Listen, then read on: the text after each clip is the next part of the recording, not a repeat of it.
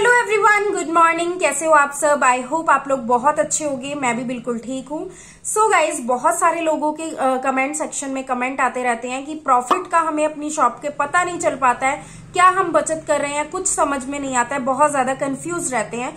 तो मैं आपको एक बात बताना चाहती हूँ कि अगर आप लोग प्रॉफिट नहीं निकाल पाते हैं तो आप लोग रजिस्टर मेंटेन करना जरूर शुरू कर दीजिए अभी से, क्योंकि बहुत ज्यादा दिक्कत होती है। अगर रजिस्टर आप मेंटेन नहीं करते हो तो आपको पूरे महीने का नहीं पता लग पाएगा कि हमने प्रॉफिट कितना कमाया है, हमें इतना किराया भी देना है, शॉप में से हमें सामान भी लाना है, तो बहुत ज्यादा कंफ्यूज हो जाओगे और आपको कुछ भी समझ नहीं आएगा कि प्रॉफिट कितना मिला है हमें। तो रजिस्टर मेंटेन करना शुरू कर दो। मैंने रजिस्टर मेंटेनेंस के ऊपर एक वीडियो भी बनाई है, आई बटन पे लिंक मैं दे दूंगी, आप देख लेना जाके। एंड गाइज, जो मैंने रजिस्टर मेंटेनेंस के ऊपर वीडियो बनाई थी उसमें बहुत सारे लोगों के ये कमेंट आए थे कि कस्टमर शॉप में आते रहते हैं लगातार, तो हमें पता ही चल पाता है कि हमने क्या क्या चीजें सेल की है और टोटल कितनी सेलिंग हुई है। शाम को हमें कोई आइडिया नहीं रहता, हम भूल जाते हैं।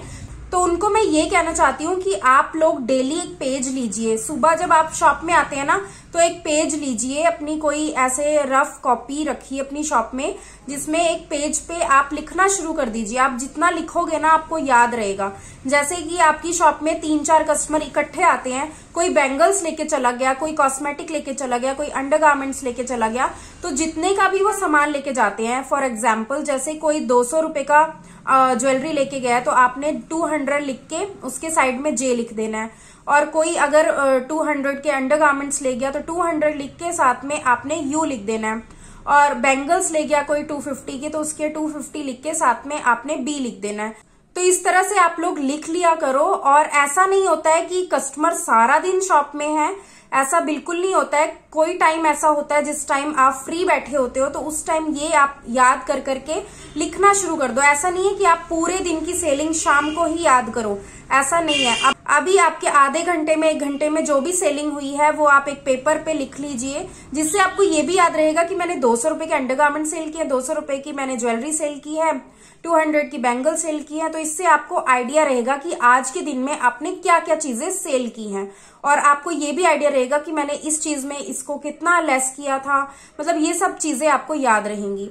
तो उसके बाद जब शाम होती है तो आपको पूरे दिन की जो सेलिंग है उसको टोटल करना है। उसके बाद आपको मेन जो रजिस्टर है उसमें अपनी सेल लिखनी है। जब आप वो सेल लिखेंगे ना तो आपको आइडिया लग जाएगा कि आज पूरे दिन में मैंने क्या क्या चीजें सेल की हैं। जैसे कि अंडरगारमेंट्स में, ज्वेलरी में, बैंगल्स में ज्यादा प्रॉफिट होता है, और साथ में ही अगर कॉस्मेटिक सेल करते हो तो उसमें कम प्रॉफिट होता है। तो उससे आपको पता रहेगा कि आपने आज दिन में क्या क्या बेचा है, और आपको ये भी पता रहेगा कि आपने ज्यादातर इमिटेशन ज्वेलरी बेची है या कॉस्मेटिक बेचा है। क्योंकि इमिटेशन ज्वेलरी जो होती है उसमें ज्यादा मार्जिन होता है और कॉस्मेटिक में कम मार्जिन होता है।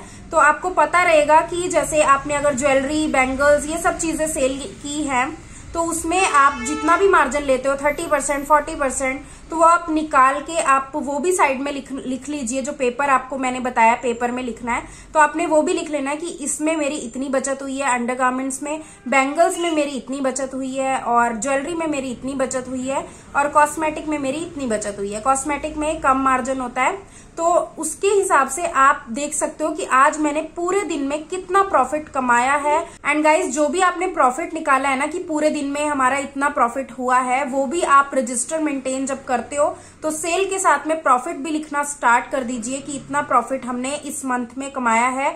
आपको पूरे मंथ का हिसाब किताब अच्छे से रहेगा और आपको पता चलेगा कि कितना प्रॉफिट हमने कमाया है पूरे महीने में, जिससे कि आप ये भी आइडिया लगा लोगे पूरे महीने में हम सामान कितने का लाए हैं, प्रॉफिट कितने का कमाया है। तो उससे आपको पता चलता रहेगा कि क्या बचत हो रही है आपकी कॉस्मेटिक शॉप में। एंड गाइज, आई होप आप लोगों के डाउट्स क्लियर हुए होंगे। और अभी भी अगर कोई डाउट है तो कमेंट सेक्शन आप लोगों के लिए ही है। कमेंट सेक्शन में आप कुछ भी पूछ सकते हो, मैं सभी के आंसर्स देती हूँ।